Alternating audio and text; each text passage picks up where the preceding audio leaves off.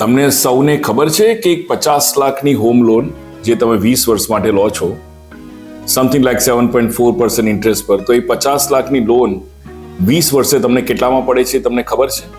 Do you know that's? એનું calculation એ છે simple કે લગભગ તમે 20 વર્ષ સુધી આશરે 47 લાખ રૂપિયા તમે વધારે ભરો છો. તો નિયર બાય 50 લાખની લોન તમે 1 CR 1 કરોડની તમને પડે છે ટોટલ ઘરમાં. એના વિશે કોઈ નથી વિચારતું. અને એનો હપ્તો આશરે તમને એનો જે હપ્તો આવશે 40,000 રૂપિયાનો હપ્તો આવશે અગર તમે 50 લાખની લોન લીધી છે.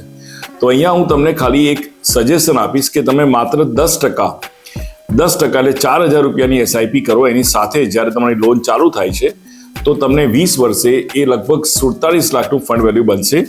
અને એ 12% પ્રમાણે 36 લાખ અને 14% પ્રમાણે જે લગભગ લાંબા ગાળાનું વળતર આટલું મ્યુચ્યુઅલ ફંડમાં બનેલું છે, SIPમાં બનેલું છે, તો એ લગભગ 47 લાખ બનશે. એનો મતલબ તમારું વ્યાજ પૂરેપૂરું માફ થઈ જશે at the end of the term. અને કદાચ તમે રીપે કરો છો વચ્ચે, તો રીપે કરવામાં પણ તમે એક કામ કરી શકો છો કે તમે હપ્તો તમારો સેમ રાખો.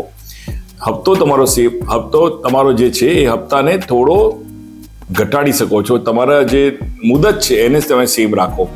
તો શું થશે? બાકીના જે પૈસા બચ્યા એ પૈસા પણ તમે SIPમાં લગાવો તો તમને ખરેખર એ આકર્ષક વળતર તમને ભવિષ્યમાં તમને જોવા મળશે. રાઈટ? તો આના માટે મળીએ આપણે અને આગળનું નક્કી કરીએ. Thank you so much.